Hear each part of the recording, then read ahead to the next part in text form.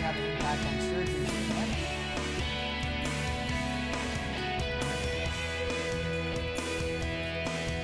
Hi there and welcome to this week's edition of Ignite News. I'm your host Greg Rosser. And I'm Sam McFadden. This week Robin Ford paid a visit right here at McIntyre Theatre to play his guitar. That's right, and Robin Ford is widely regarded as one of the best guitarists in the world. Ignite News reporter Nick Scalpanero had a chance to check out the event.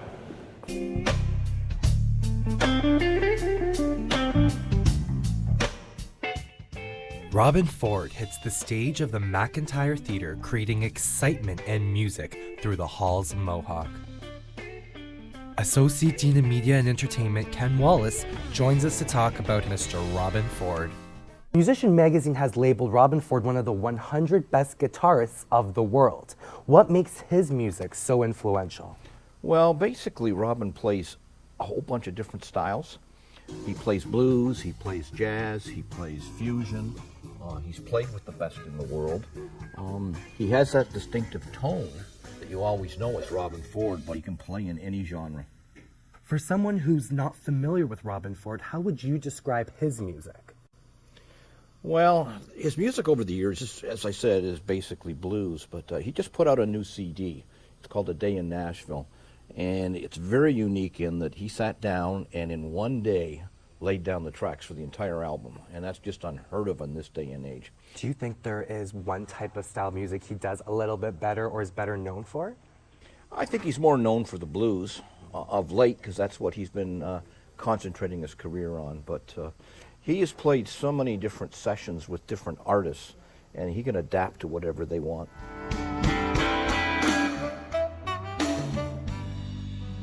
Don't let the sun catch you crying, crying at my front door.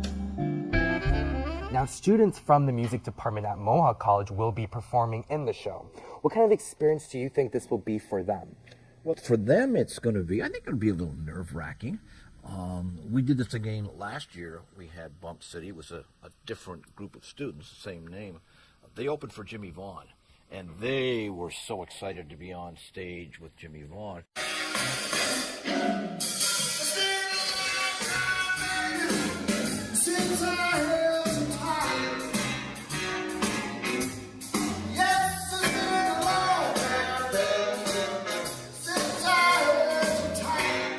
I think these students are going to feel the same way. Wow, we're opening for Robin Ford. It's something to put in your resume. I mean, it's not something that a lot of people get to do. So I think they're going to be up to the challenge. They've been rehearsing. And as a matter of fact, they, as I said, are the Tower of Power ensemble. And the lead singer from Tower of Power was here this past weekend and performed with them at This Ain't Hollywood. So they're jacked. They're ready to go. All right, well, thank you for joining us today, Ken. Back to you. Bump City isn't the only band here on campus that has some talent. That's right, and Mohawk has a really prominent music program here, but one of the genres that isn't covered is funk. Neil Reyes has more. If there's one thing the Magic Company does well, it's funk. A funky, definitely want to use the word funk. Yeah, it's like the Pick of Destiny meets Dazed and Confused. We want to bring a lot of energy, obviously funk. I like to call it funk rock. Through chance encounters, singer Heather Scott, bassist Jake Del Grande, guitarist Nick Rendiro, and drummer Dylan Bailey met in the music program at Mohawk College. I was like, this is a really magical company. And I was like, it's almost like Magic Company. And then right there, it just happened. I was like, oh, Magic Company! It should be Magic Company! And then it just happened, like, you know, Dylan liked it. I don't know about Nick, but Jake's down.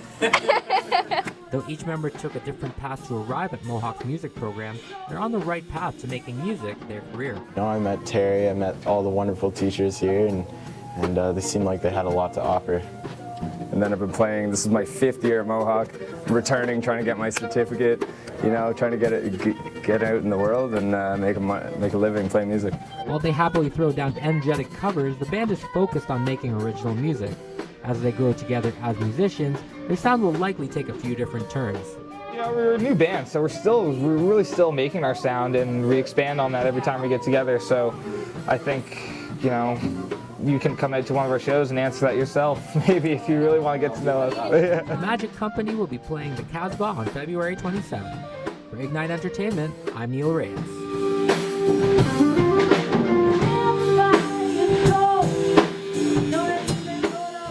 It is such a beautiful day out here right now, and it makes it feel like winter's finally over, and it makes you feel really good about yourself. That's right, and another way to feel good about yourself is random acts of kindness, being nice to other people, and Mohawk has a program that does just that. It's called Pay It Forward, and let's check it out.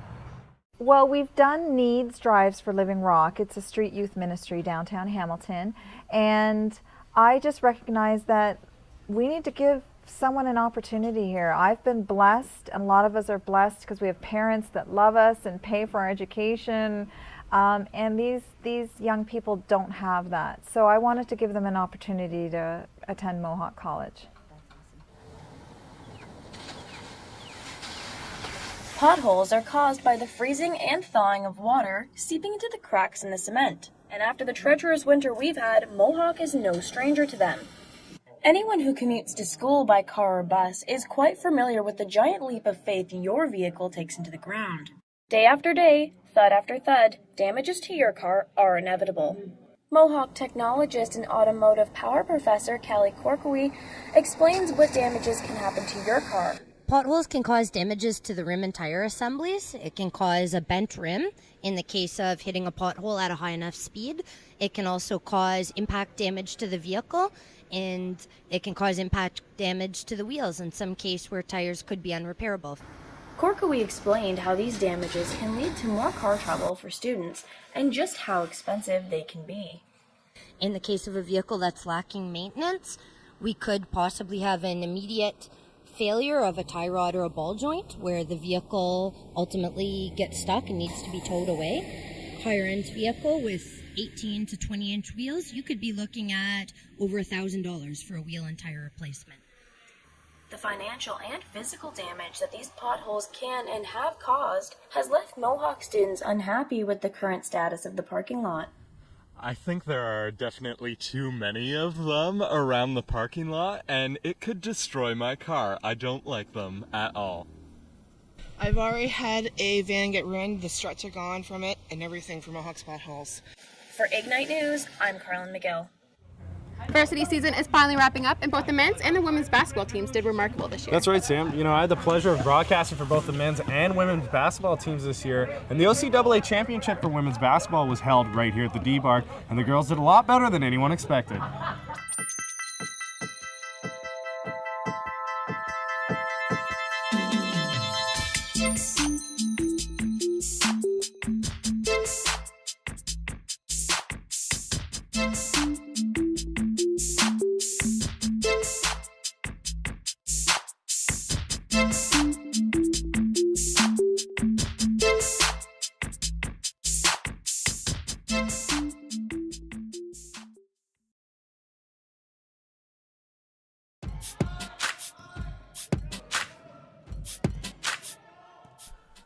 The Mohawk Mountaineers women's basketball team exceeded the expectations that the Ontario Colleges Athletic Association placed upon them at the start of the 2014 OCAA Women's Basketball Championship. Mohawk was ranked 7th out of 8 teams, but made an impressive run to the championship game. Fans who have watched this team play all season saw this as no surprise.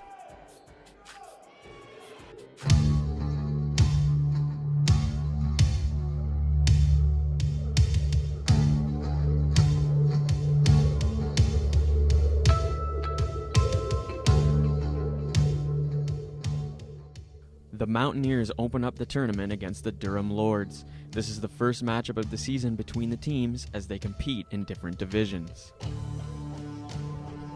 After the first half, the Mountaineers lead 37-20. Final score, Mountaineers 64, Lords 50. Mohawk's player of the game is Jenna Bella, who scored 16 points and added 3 assists. The Mountaineers will play their division rival, the Humber Hawks, in tomorrow's semifinal with a chance at gold on the line.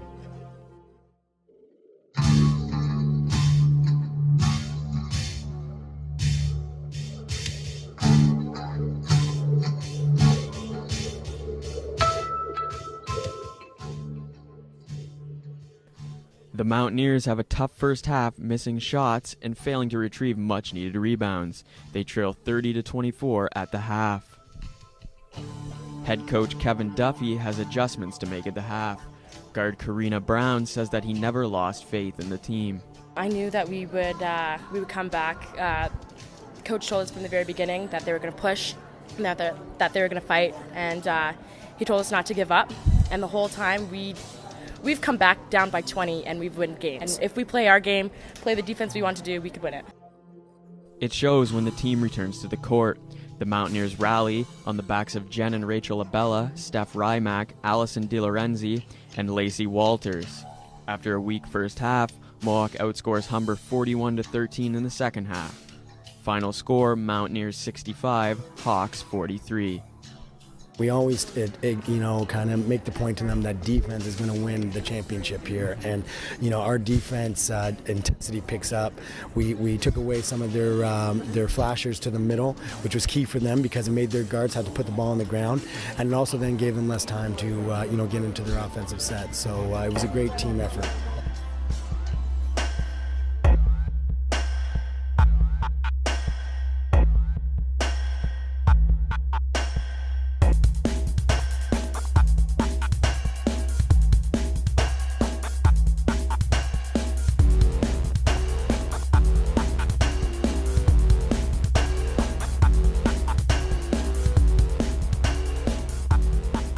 All or nothing. This is what it all comes down to. The Mountaineers are taking on the undefeated offensive juggernaut that is the Algonquin Thunder.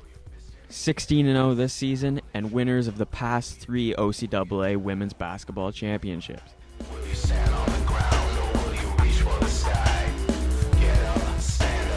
Mohawk falls behind early and by a large margin. They appear to be overmatched by the Thunder.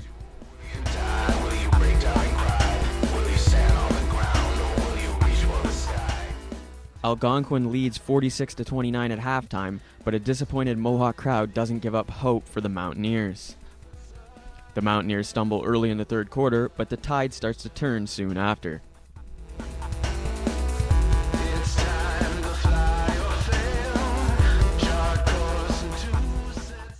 Despite a valiant comeback effort, Mohawk falls short, losing 76-65, and the Thunder win their 4th straight OCAA title. Even after the loss, the team is still in high spirits. In the end, they proved the critics wrong, and they know that.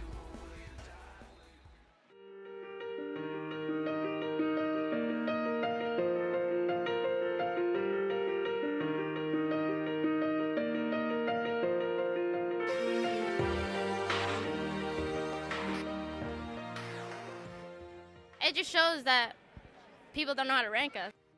And hard work beats everything, so we're going to come back next year just full force, and we got it. Don't worry. Well, we were very prepared. We had a practice today and watched film, so we knew what they were going to do on offense. We just couldn't stop them. I just want to thank my coach, my teammates, everything. They've pushed me through thick and thin. They've been there for me from the start, and I have to applaud them for always being there for me. It's just been a great season. But I started late, and that's fine. Felt like when we came in here, we all said that we're here against the world. Everyone outranked us, and we came here and got silver. I thought it was pretty good. We came up against adversity, and we just pushed through it as a team. Coach Duffy says the team has gotten over the misunderstanding that winning silver is worse than bronze because you have to lose your final game to get there. Yeah, it's a great feeling. It's a great feeling. A few years ago we had five wins the whole season, and this year we had 26 wins. We were 26-7, so we got nothing to be ashamed of. You say that you lose the gold medal. I told the girls we won the silver. We went to heights that nobody expected us to. We came out of nowhere. We got into the playoffs last year. We had such a great season, and we can't be nothing but satisfied with our accomplishment. Losing's terrible. You hate to lose, but when you look back at this a week from now, a year, 5 years, 10 years, you'll celebrate the fact that you won a silver medal. After this second place finish, the future looks bright for Mohawk. The team will retain most of their starters next season, and rookie sensation Steph Rymack should get an even bigger opportunity to rule the hardcourt. We're set up well in the backcourt for about 2 or 3 more years because with Jen and Steph and Ali and Karina and Carissa and the players we're bringing in, we're gonna have lots of depth and lots of talent.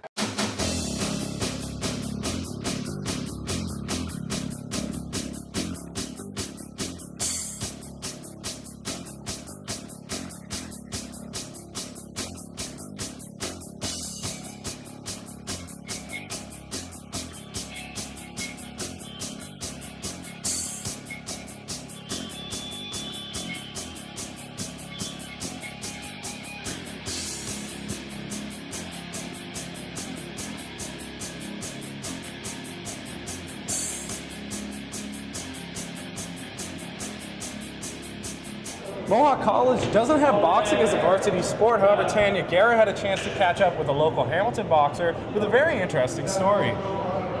Welcome to the old school boxing gym, home to many dedicated fighters, including this guy. Meet Steven Martinez. This 20-year-old fighter trains here almost every day of the week. Training since he was 16, Steven has developed a routine. Whether training by himself or with other fighters, he always knows how to push himself.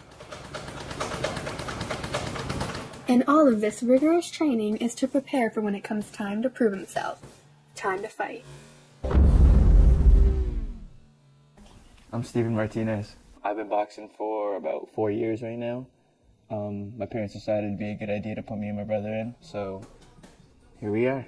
The rush you get when you're in the ring, just when you're walking to the ring, you're nervous and everything, but once you get in there, it's like it's just you and him, like everything's gone.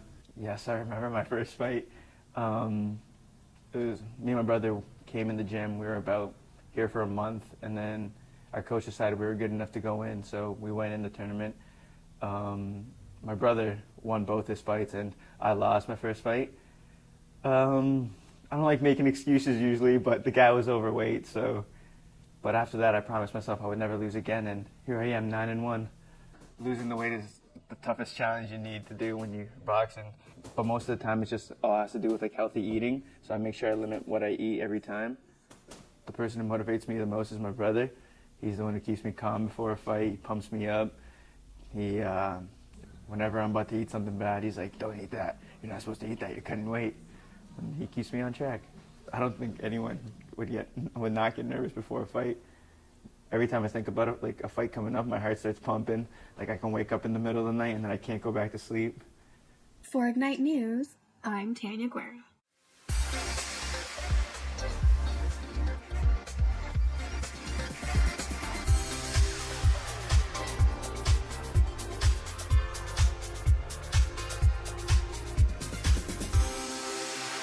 What's up, guys? I'm here with Mohawk Fit Tips. My name's Graham. And I'm Kendall. We're here to showcase some core strength and stability exercises through some unique partner drills. This is a great exercise you can do with a partner. We came up with it a couple weeks ago, called it the block stack pass. You can start off with your heels on the ground for beginners. Lift your legs up, finding that a little easy.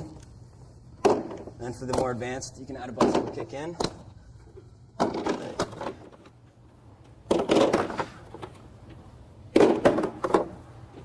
All right, so the next exercise we're going to be doing is one of our favorites. It's really going to work out your obliques. It's called the side lateral plank hip drop. So what you want to do is get into a side plank, and you're going to do it with an elastic band, and you're just going to be bringing your arms down, keeping your core really tight. And with any exercise, you can always do variations. So to make it a bit more difficult, you can add a hip drop. All right, for our final exercise, this is a really fun one to do in a partner situation. It's great for whole core stability, good for anti-rotation, anti-extension, and anti-flexion. What we're gonna do is push up, and then we're gonna meet in the middle, and we're gonna push against each other while keeping a tight core. All right, so what's really important about this is putting resistance against your partner and breathing evenly, keeping your belly in, and core tight.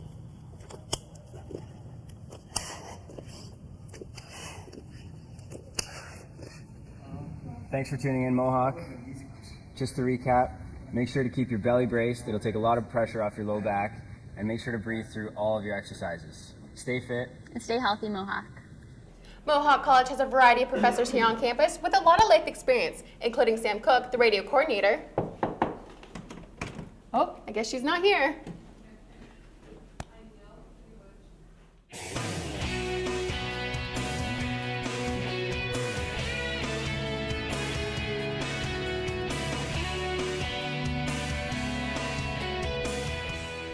TV was my passion growing up. It was the only really one thing that I ever wanted to do.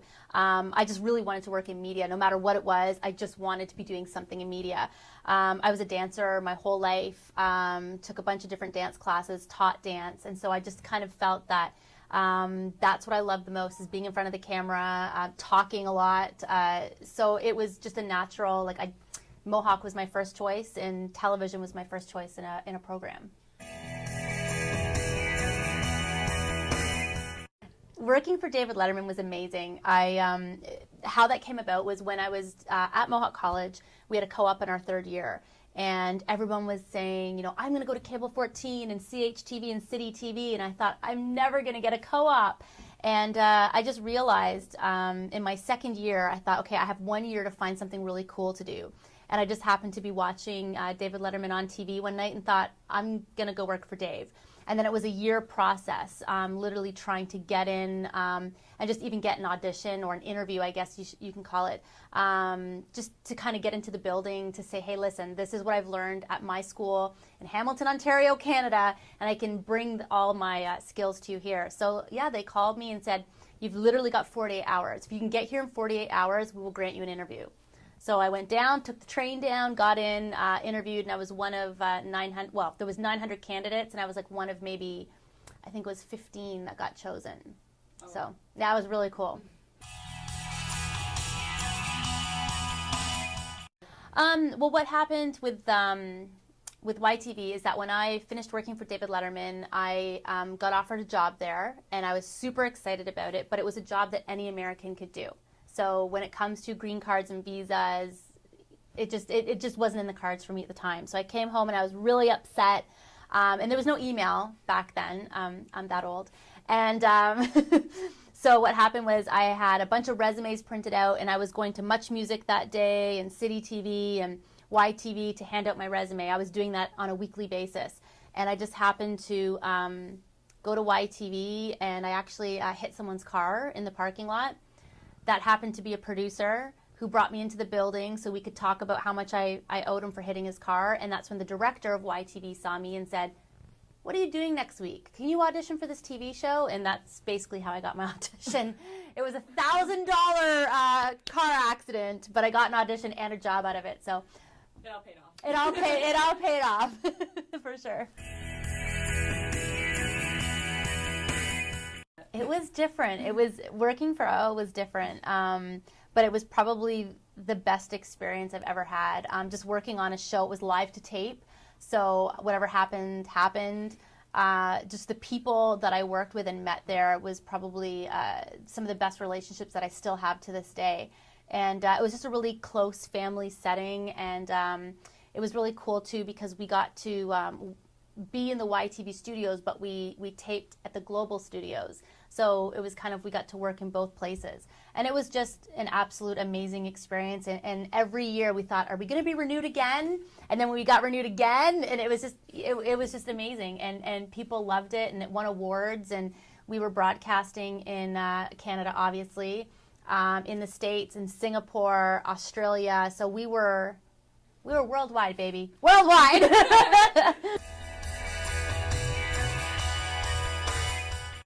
Yes and no.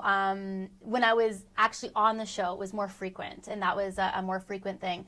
Now I have students come in and they kind of look at me and they think I know you from somewhere. Because I'm older now, I look a little different. And once you say YTV and oh, they freak out and, oh, I watch that show all the time. So yeah, so it's a good feeling. And there are a few people that walk by my door and say, hi, I'm in engineering, but I just wanted to come by into the media wing and say hi to you because I heard you were on a O, so it's cool. The real reason is that there was a show that was looking for radio announcers, a TV show that was looking to hire radio announcers. And I really wanted to be on this show really badly, and I had no job in radio. So I just kept trying and trying and trying. I did a lot of volunteer work and just got my foot in the door at a radio station, put my resume in, and they gave me a shot. So it was KISS 92 FM in Toronto. Julie Adam, I'll never forget, gave me that chance, and it's amazing.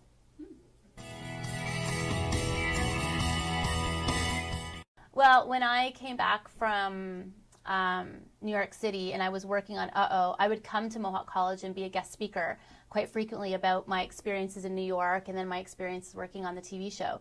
And I just built relationships with people in the department and started teaching part-time in television, and I started actually during that time working in radio steadily, and kind of had experience in both. And when this position became available, I interviewed for it because I love the students, I love teaching, and just seeing students graduate, walk across that stage, and then work in the industry is the best feeling ever. So I love it.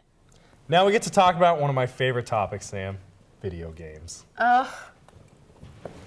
Well, for the rest of the nerds like me, we've all been highly anticipating South Park: The Stick of Truth. And video games based on movies or television have notoriously not been very good. It seems like South Park: The Stick of Truth is more the exception than the rule.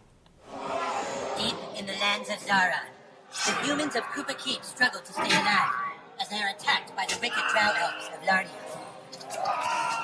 Darkness falls as the humans beg their king to save them, a noble king known only as the Grand Wizard.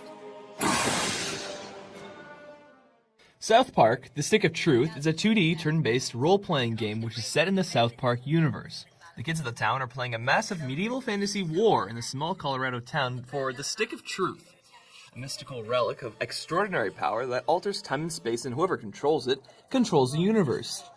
In truth, it's just a wooden stick.